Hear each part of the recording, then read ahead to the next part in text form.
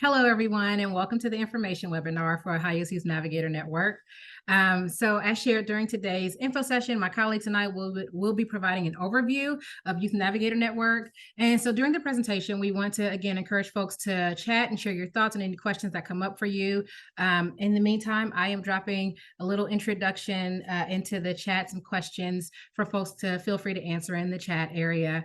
And so, again, we've allotted the last 15 minutes of this presentation to answer any questions that we have received from your registration forms and also any questions that emerged during the webinar. And so, although folks are muted right now, our production team, once we get to the Q&A session, will unmute folks. So that way you can share any thoughts or feedback that you have at that point in time. And so, again, now that all of the housekeeping is out of the way, we will segue into the introductions of our presenters for today. I'll start with myself, and then I'll invite Roxana and Julia to introduce themselves as well. So my name is Arlene Jones. My pronouns are she, her. I am the program manager for Youth Navigator Network. And I get to work with a lovely group of folks who are dedicated and committed to supporting young people throughout the state of Ohio. And so with that, I will pass the microphone over to Roxana. Thank you, Arlene. Good morning, everyone. My name is Roxana Bell, she, her, and I am the statewide trainer for the Youth Navigator Network, as well as our other program, Ohio Can. And I am so thrilled that you are all here. And I will pass it to Julia. Good morning, everybody. My name is Julia Donovan. I am the program director for Ohio Can, and I also love to support the YNN team as well. So thank you. Thanks so much, Roxana and Julia. And so again, now that we have all of the housekeeping introductions completed, let's dive into today's session. Next slide, please. Thanks. And so as we head into this journey today, we want to ensure that everyone knows what Youth Navigator Network, frequently referred to as YNN, is. And so YNN is Ohio's newest resource for young people who have experienced child welfare involvement. YNN has been designed to be a flexible and responsive navigator program that supports young people who are looking to access supports that already exist in their community. And so as a service, YNN takes an inclusive, engaging, and genuine approach when providing navigator services that come along, when providing navigator services to come alongside a young person that's seeking to strengthen their own voice, execute their choice, and expand their networks. And so one of our guiding principles in our works is that we believe young people. And so we believe that they have the skills, knowledge, mindset, capabilities to support themselves in strengthening their networks. And that is part of what drives our work as a team. Next slide, please. And so you may be wondering who is doing this work. And so I'm at the point now where I'm going to introduce our team. So as you see on the screen, you have myself, Arlene Jones, the program manager. We also have our program coach who's in the middle, Marissa Tuma. And she provides all of the support to our team of navigators who you'll meet on the next slide. And then we also have Roxana Bell, our state trainer. And again, we also have Julia Donovan, our program director. And so as we segue to the next slide, these are our navigators. And so we have Kim Bowling, who's down at our site partner, Catholic Social Services of the Miami Valley. We also have Jessica Parker, navigator who is with Spectrum of Findlay, LGBTQ plus Spectrum of Findlay. And then we also have Alexandra War, who is stationed with the centers out of Cleveland. And so these are the folks who, when a young person calls in or reaches out to Youth Navigator Network, that one of these are the people that they'll be connected with. And so with that, now that you have met our team, we'll talk a little bit more about what Youth Navigator is and how we do our work. Julia? Thank you. So for those of you who've been following some of the journeys around the state of Ohio Can and YNN, is that YNN really came out of the Children's Services Transformation Project, otherwise known as the CST. And what we found was that youth really wanted some access to resources. And they had needs that they felt weren't being fully met. And the state turned to us and said, hey, you're doing a lot with Ohio Can. Would you be willing to partner with us to bring some of those resources and needs and supports and sort of that belief in young people and their skills and talents sort of to the rest of the state? So we work with foster youth and alumni, and we try to help them identify, navigate resources, and we're really looking to help stabilize these young folks. We get a lot of questions about housing, financial independence, and education. So we know that not every youth that's aging out or has been part of the foster care system has access to all the resources that they need, and we're really here to try to help support them. So we're really looking at as part of the program, I would say that we're really trying to make sure that we take a trauma-informed approach as well as an equitable approach, right? Those are two things that are really important to us. And we recognize that there are systemic barriers that prevent young people from sometimes getting what they need, within our communities. And so we really want to help partner and come alongside them in that journey and sort of be that place where they can continue land, that they always know that we'll be here to answer their questions or guide them in the right direction. So we recognize that one-on-one help could offer a really helpful benefit to youth and young adults and young people across the state. Next slide, please. All right, so YNN is a statewide program. We are very fortunate, as Arlene introduces staff, to have a really robust and wonderful staff. And we do that by having site partners. So site partners, this is a little bit of an oddity about the way that YNN works. So bear with me as I briefly walk you through it. Here at Connect, and within YNN, we really love sort of the idea of open innovation. And what open innovation means that we take your best folks and our best folks, and we put them together so that we can create something new. And we do that through our site partners. So we are working with the centers here in Northeast Ohio. That's where I sit, and the LGBTQ Spectrum of Findlay has been a longtime partner of ours, as has Catholic Social Services of the Miami Valley. And the reason that we have site partners is we really want to embed ourselves both in community, but also have diverse perspectives across the state. So we like to partner with folks who are already doing good work and that youth may already know as part of their communities are part of state resources. And so we feel incredibly lucky to have these regional site partners to help move the work forward and to really be able to support those youth in their communities. I will pass it over to Roxana. Thank you, Julia. Thank you for that context. So I'm going to talk a little bit about who YNN serves.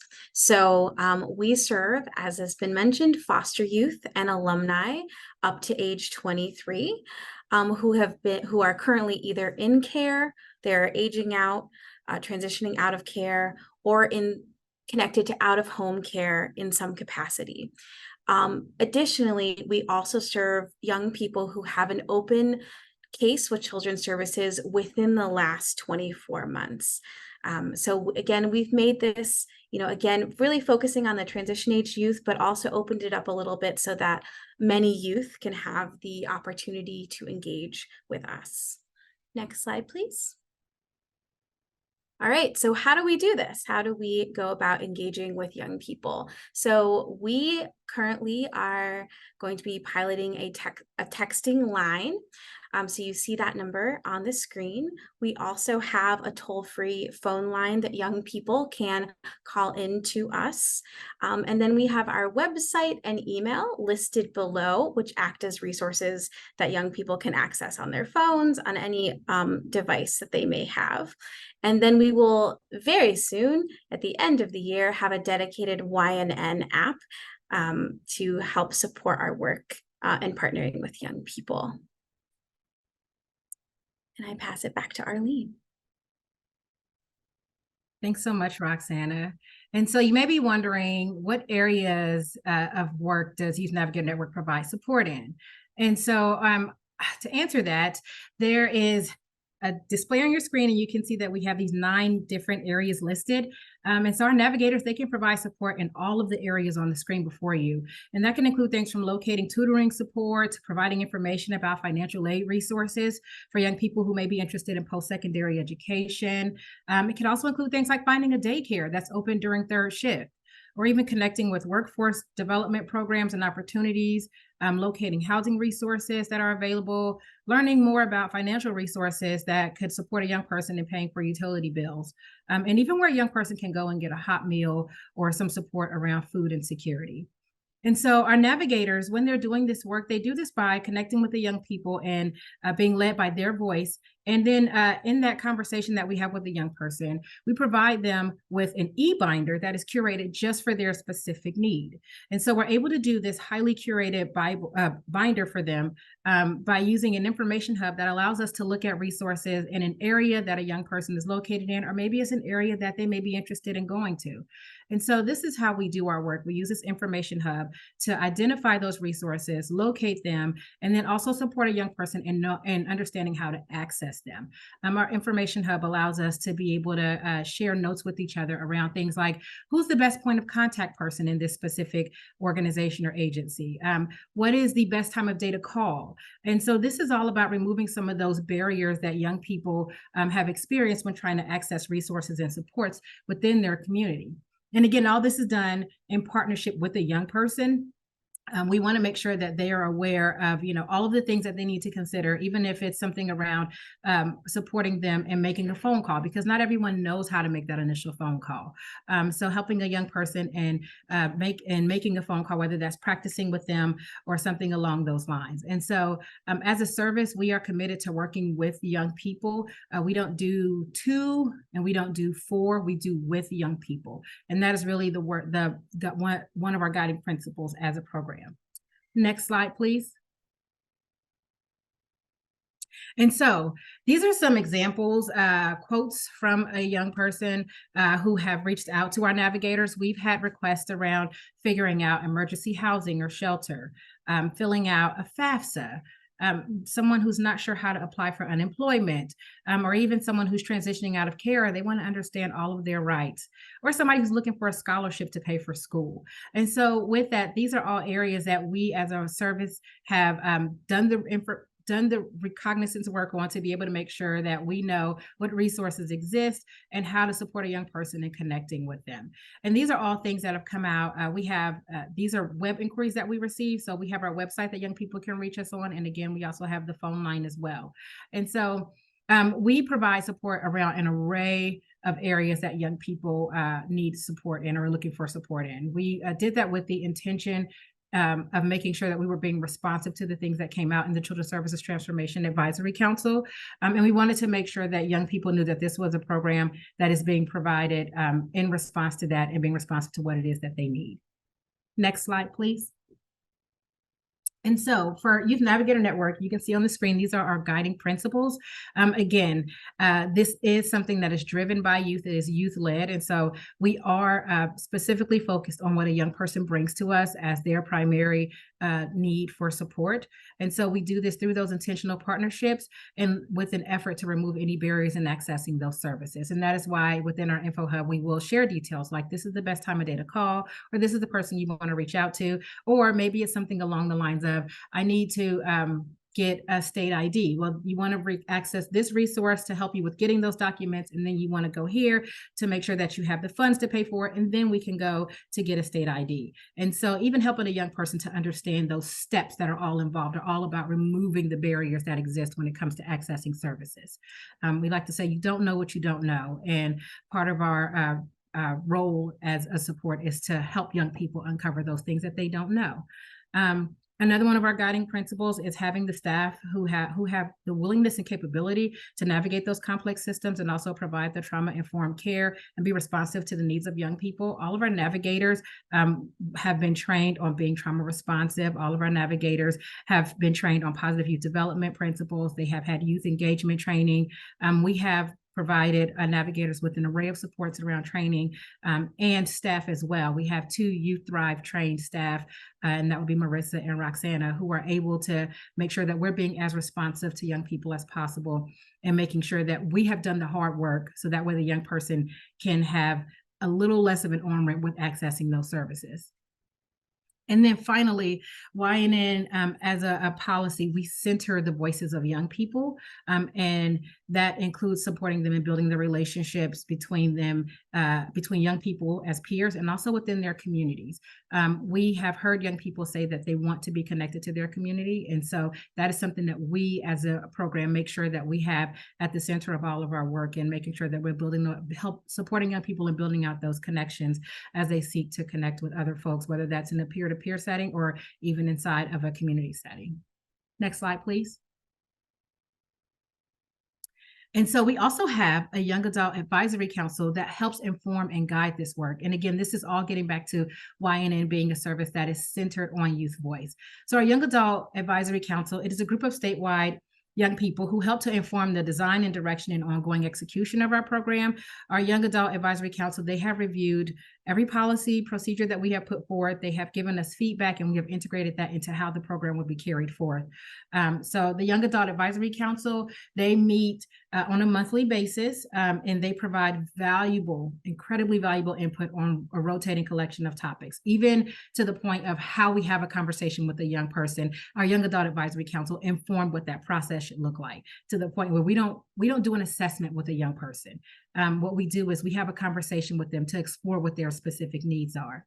Our YAAC members, they also serve as a connection to other youth-oriented groups and boards that exist across the state. And so we have some Young Adult Advisory Council members who are also members of other youth advisory boards.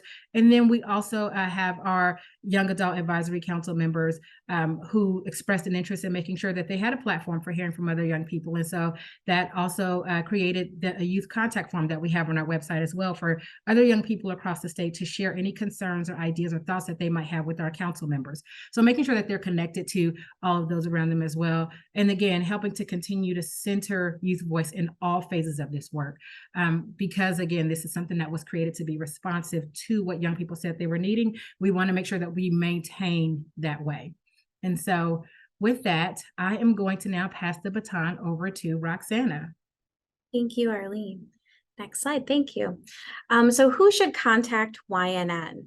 So on the screen, you see a bunch of different groups of people who we want to contact YNN. So number 1 is the young people themselves, again, up to age 23 with connections to child welfare. As I explained earlier, we want to make sure that we are engaging this group of young people. So please have them reach out to us. And then next, family. So if you know a young person with connections to child welfare in this age group, you are welcome to send them our way through our website and through all the other places where they can come and get connected to us. And then professionals. I even saw in the chat, I think there's some folks who are working with this group of young people in care and with connections to child welfare. So if you are in that group, you can also contact YNN to connect a young person or just find out information about our programming. And then schools, again, if you are working with young people in a school, you can have them, you can contact us and we can get connected to those young people. Next slide. All right, I just wanted to share a story of a young person just to give folks an idea of the kind of support that young people are reaching out for.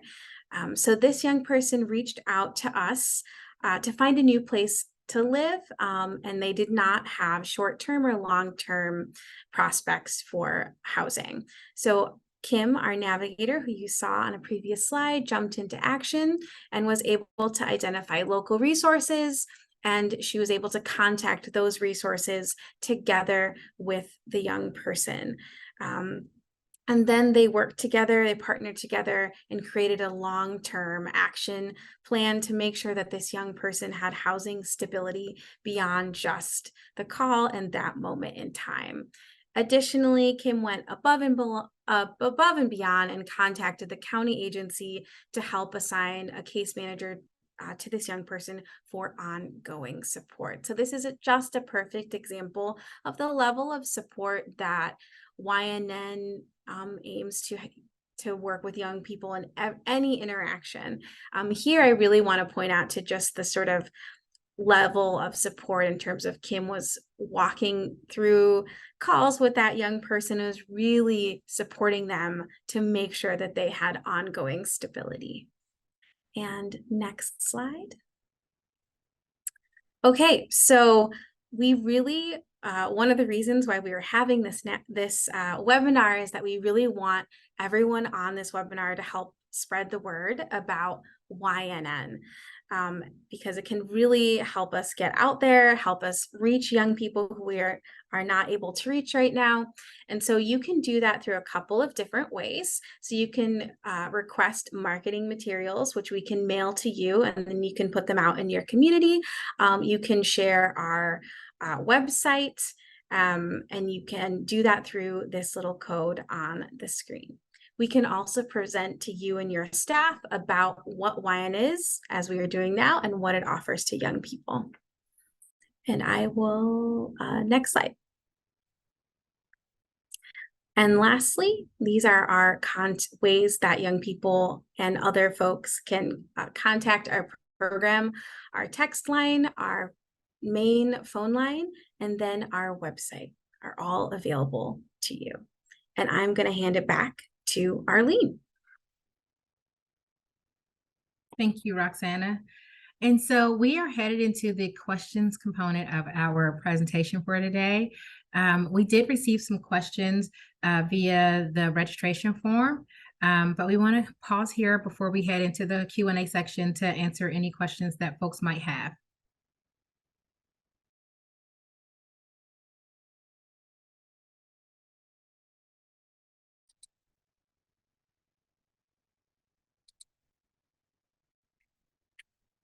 I would say here at this point, yeah, we can take a look at the questions that folks have already submitted and, answer those. And then we will also, I will ask the questions that are coming into the Q&A section as well. So you can, you all are able to add these to the Q&A. You can do the hand raise, you can use the chat. We'll pay attention to all of those areas. And then also, thanks to those who submitted questions first. So maybe we slide over to that first question, and then I'll elevate one of the questions from the Q&A next. Thank you. Sure. So I can read the question aloud, just for those who might be watching the recording later. So the first question is from Megan. Thank you, Megan. If we are already working with a young adult through Bridges, do we all work together to support the young adults? You help us find other resources that we might not already know about. So Arlene or Roxana? Sure. I'll segue us into one of the questions we received in the registration form. So the question was asked, how can adult supporters best work with and support youth connections? Like, what do they need to know? And this gets back to the slide that Roxana covered a moment ago. So how can adult supporters best work with and support youth connections, and also ensuring that they know what do they need to know with that regard? We encourage folks to have conversations with a young person to find out what it is that they want to have, so we can know what it is that they need to know. And then also, we also encourage folks to ask a young person what would support look like for them. Those are things that we ask from within YNN to make sure that we are providing a responsive service to young people. As an adult supporter, we also want to encourage you to reach out to Youth Navigator Network for any type of resources or information around our supportive services, because we definitely believe that Youth Navigator Network is a service that they would need to know about, specifically for those who have been in foster care or aged out of child welfare services. And so we just want to make sure that as an adult supporter, one, be very confident in knowing that you have the ability to build this relationship with young people, and checking in with them and asking them what it is that they would want to know about and what they need to know about. And with respect to supporting youth connections, that is something that Youth Navigator Network can absolutely support a young person with. So as an adult supporter, feel free to reach out to us, and we can, again, have a presentation to you, your staff or your community, and go into further detail about how Youth Navigator Network supports a young person in creating those connections or building those connections. And as, again, we're here as a support and always available to be responsive to folks. So I'll hold space for the next question. Sure. So this question is from Sue, and she says they have to be with CSS. What about being a youth with a disability being raised by an elderly grandparent? So Sue, that is a very good question. My answer to that would be it might be best to call Ohio Can for that particular need. So Ohio Can is sort of in our family of programs that specifically serves kinships, which was what we would consider a grandparent caring for a grandchild. And that number is 844. Well, now I'm drawing a blank. Call Ohio Can. No, 844 Ohio Can. There we go. 1-844 Yes. Ohio Can. We'll put it in the so chat. glad this is being Absolutely. recorded, Yeah. that I drew a blank on our own phone number. It's been a long day already. We reserve editing rights at the end of the webinar to clean it up if needed. It's a It's all good. blooper. It's a blooper. Everyone here gets the team. live experience. Yes. That's right. And so kinship youth, do kinship youth qualify? That's another good question, Lisa. So I'm trying to live time, who have turned 18 years of age. So I'm actually going to let Arlene answer that one once they turn 18, because that is a key piece of information, Lisa. So I'm going to bounce it to Arlene to answer. Thanks, Julia. So for a young person who's in kinship and they've turned 18 years old, if they were with that kinship provider during an active or open child welfare case, so they had an ongoing case in child welfare, where they were placed with that kinship caregiver, and their case closed once they turned 18, then yes, they can reach out to Youth Navigator Network for support. Our services are available for young people who have either been in foster care, that includes out-of-home placements, and those who have had an open child welfare case within the last 2 years. And so with that being the case, this young person, as long as they had an open child welfare case within the last 2 years, they would be able to receive support from Youth Navigator Network.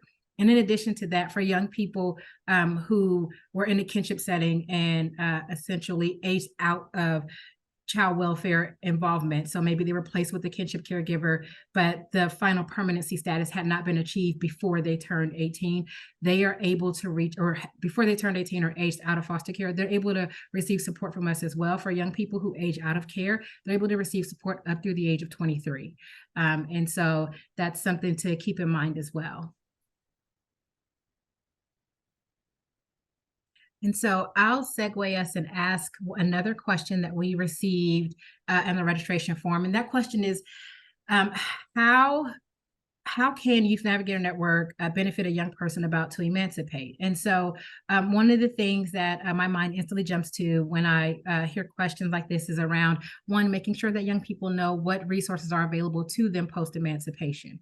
And so instead of leaving that to a young person to figure out, Youth Navigator Network is here to support them, and not only becoming aware of what those services and supports are, but also connecting them with those resources and supports. We're able to do a referral to young adult services for young people who emancipate out of care. We're also able to connect a young person with Bridges if they're interested after they emancipate, or even beforehand. So we are able to support a young person in connecting with all of the resources that are available to them post-emancipation. And that includes even connecting them with the education and training voucher support that young people who are enrolled in post-secondary education can also receive. Even understanding what that means, because sometimes a young person will hear about all these resources, but they don't really know what all of that means. And so our navigators are happy to walk through all of those supportive resources with a young person and helping them to connect with them as well, being that bridge and connector with them. And so I'll pause and hold space for any other questions from the chat. Sure, there's a couple in there, Arlene, as we sort of work through this together. I think Amber asks a really good question about what info do we need to gather when they first make contact? Do you require any proof of anything, social security number, income, proof of being in care? So I think that's a really great question to elevate. So thank you, Amber. Thanks. Thank you for that question, Amber. Yes. So with that question, all we require is that a young person give us a call and we will determine their eligibility. They don't have to provide any proof or verification that they aged out or had an open case. They don't need to provide any specific details around social security numbers. We will ask questions to narrow down their identity, like who they are, so we can be able to support them to verify their eligibility. But we have put the onus completely on Youth Navigator Network to verify whether or not a young person is eligible for Youth Navigator Network services. So they just need to have like their basic identifiable information. Their name and date of birth is usually sufficient enough that we're able to identify a young person as whether or not they're eligible. And so we do not require that they have meet any income threshold. We don't require that a young person send us any documents or anything like that. We, again, have taken the onus on verifying eligibility. And for everyone, our message to stakeholders, community agencies, organizations is that if you're ever looking for a resource for a young person, you don't have to try to figure out whether or not they're eligible for YNN. You can just give us a call and we will walk through that with that young person. So it's not something that anyone has to, try to figure out or anything. One of the things that we have learned is that sometimes young people don't even know that they've had an open case with Children's Services. And so that's why we want to make sure that folks know that we will take on the responsibility of verifying eligibility and things of that nature. And all a young person needs to do is bring themselves in a date of birth and an address. That's helpful. Thank you, Arlene. We also have another really good question. This comes from Betsy. Hi, Betsy. It's nice to have you here. Can you please compare and contrast this service with the Youth Ombudsman service? Absolutely, yes. So the Youth Ombudsman Service, it is a support that is there for young people who have who are experiencing a challenge or issue with their specific case, and so they're needing someone to intervene on their part for something specific to their open interaction with child welfare at the time. Youth Navigator Network, on the other side, is here as a support to young people who are looking to access community resources. And so while the Youth Ombudsman's office is specific to interactions within a young person's involvement with child welfare, we are here to support the young person as a whole. And our connection to child welfare is the fact that the young person has lived experience with child welfare. And so the distinction there is really around the way that we're supporting a young person, whereas the Ombudsman's office is specific to a young person's case. We are specific to the young person as a whole. And we do, if we come across a young person who's looking for information about rights or responsibilities and things of that nature, we will connect them with the Youth Ombudsman office as well. So that's also a resource that we use as a service for young people who reach out for support. Betsy also has another good question that I'll elevate here. She asks about, can we help youth who have lost connections with their siblings through care and want to be in contact or more connected? So this is going to be maybe an unsatisfying answer, Betsy, but the answer is not yet. But that is something we are thinking about and definitely exploring on the Connect side of things. So that is another really great question. Thanks, Julia. I will segue us to our next question that we received on the registration form. And the next question we had was, where did our mission come from? So where did the Youth Navigator Network mission come from? I can share with folks that our mission is something that came together as a result of our Young Adult Advisory Council members sharing their feedback with us about what was important for us to be intentional about as a service. It also came from the support of our Implementation Advisory Council as well. So we have an Implementation Advisory Council that came together to help us, again, design this program and bring it all to fruition in the state of Ohio. In just a couple of weeks, Youth Navigator Network will be a year old. So we turned 1 year old on October 31st. And it was through the support of our partners and stakeholders, also our Implementation Advisory Council, our Young Adult Advisory Council, and through other outreach efforts as well with other youth advisory boards around the state, that our mission came to fruition. It is something that has been informed by Youth Voice. It has been created with Youth Voice at the center of that. This program has truly been centered around what is it that young people are telling us that they need, and how can we be responsive to that and making sure that they know that we are hearing them. Our goal and effort is to always be affirming to a young person whenever they have decided to elevate their voice and share that with us. So I'll hold space for any questions in the chat.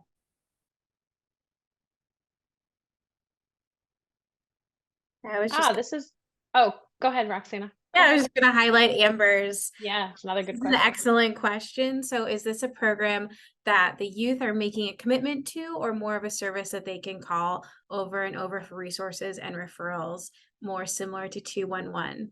So this, Amber, I can answer that. This is a completely voluntary program. So young people do not have to make a commitment to our program. But as you said in your question, this is more of a, we're connecting them to resources, and we are here so that they can, come back to us. So if they have an initial experience, they get their resources or things that they need met. If something else comes up, we're here. So this is, again, very voluntary. It's really no commitment on their part, other than calling. And if they want to move forward with our services, that is, we give them the onus to do that. I would also just add to that too, and Roxana touched on it a little bit, is that we, because I see the specific reference, Amber, to 211. So I would say that we take it a step beyond 211. So if a young person needed us to call someone with them, or support them to call someone, we could. If they needed us to support them sort of in a more holistic, individualized, sort of higher level way, so think about it beyond just the referral, but really supporting them to make that connection and to gain access into those systems that we know can be difficult. So maybe it's something around benefits. So we have a benefit coordinator, and maybe the young person is trying to figure out, hey, I got denied SNAP and I'm not really sure why. Our benefits coordinator can work with them to get that SNAP application approved, or to troubleshoot, or call with them alongside them. So not strictly quite as transactional as 211, but more how can we help it so that you're able to achieve that goal? And that's going to look different for every young person that we serve. So it's sort of, for lack of a better term, like a little bit of a buffet. You can take all or as much as you want. And it's really directed by young people to decide how much supports they're looking for from us.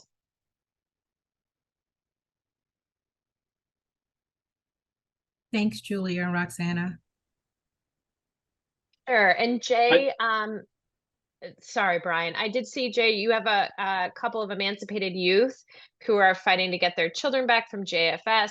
Is this something YNN could assist, connect them with for more support? I did answer that one in the Q&A section. The best bet on that one, we probably need a little bit more information and a little bit more conversation. So I did put Arlene's email in there for you to directly connect with her, so we can get some of those details and see in what way we may or may not be able to help. So check that section as well for that information. Thanks. And yes, Amber, we really do act as a liaison between the youth and the programs that we connect them with. That's a good way to put it. Back to Arlene. Thanks. So I'll segue us to another question that we received on our registration. And that question is, how often is training? And so in case you haven't noticed the emerging theme with Youth Navigator Network, we are built on the foundation of being responsive to young people. And so as I shared earlier, our staff receive training regularly and on a consistent basis throughout the year so that we can be responsive to the things that we are hearing and seeing as an emerging theme. One of the things that we have realized is that we get a lot of calls about housing resources, what's available. And so what our program coach did was connect our our navigators with housing services to be able to give them orientation to training and housing supports and what those look like. And so we really are intentional about being responsive to what it is that young people are telling us that they need. And again, we've all been trained on being providing trauma responsive services, positive youth development, youth engagement strategies, and so forth. And we also have two staff, Marissa and Roxana, that are trained on the Youth Thrive model on engaging and supporting young people. Now, that's specific to Youth Navigator Network and staff training and our program training, program model. As far as this specific webinar information session, so these will be ongoing, and we will make sure that we have folks information and things like that ready to queue up and share out the information with folks as these webinars continue to roll out.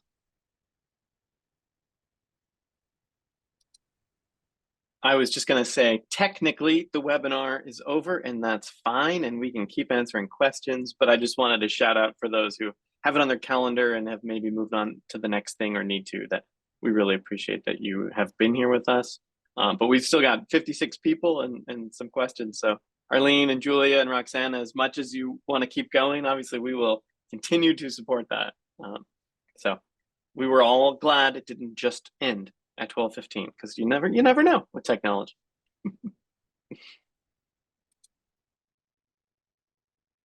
We can hit. Okay, go ahead, Arlene. I was going to say, we've got a number of questions about that I've answered about folks wanting to be a site partner, which just makes my heart really happy, because we love to partner. And sort of my answer to that is, at this time, we're not looking for additional sort of sites to house navigators, but we are really open to partnering perhaps in other ways, and working together to best serve these young people. And so don't hesitate to reach out and have further conversation with us if you have interest in what we're doing here and what we're trying to do, because I'm sure that you have a lot of great resources and skills that we can work together in partnership on. So we also have a relatively handy link called Partner With Us, and so we put that in the chat for those of you who want to learn more and just sort of continue to engage. You can fill that out, and that is sort of just a starting point for what that can look like.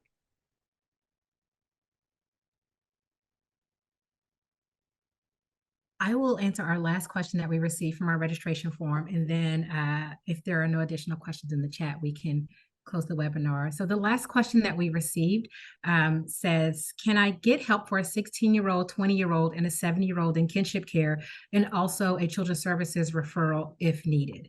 And so I will answer the first part of this question and then segue to the second part. So are you able to get help for a 16-year-old, 20-year-old, and 7-year-old who are in a kinship care setting? You absolutely can, provided that they've had an open child welfare case, with an ongoing child welfare case within the last 2 years. For the 20-year-old, if they have aged out of care, they're able to receive support as well.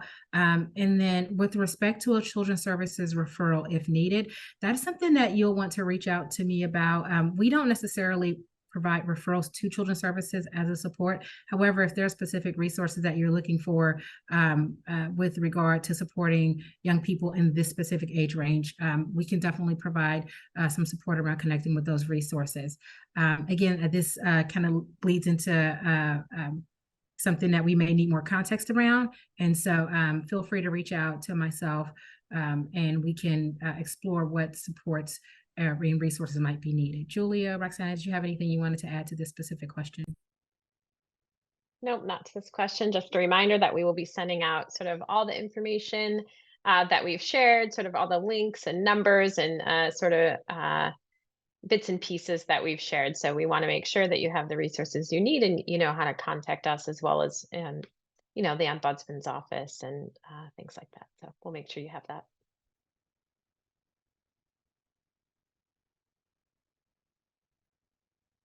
All right. Were there any additional questions in the chat that were missed? Lisa, we agree with you. Always looking for more resources, sort of in that Appalachian, that sort of southeast part of the state. We'd perhaps love to talk further, Lisa, if you're open to that. We love to create partnerships, and we also do have Ohio Can within those regions that we sometimes leverage for resources and support on the Youth Navigator side. So I don't want you to feel like it's a drought down there or a desert. We have ways of making sure that we're looking at supports all across the state.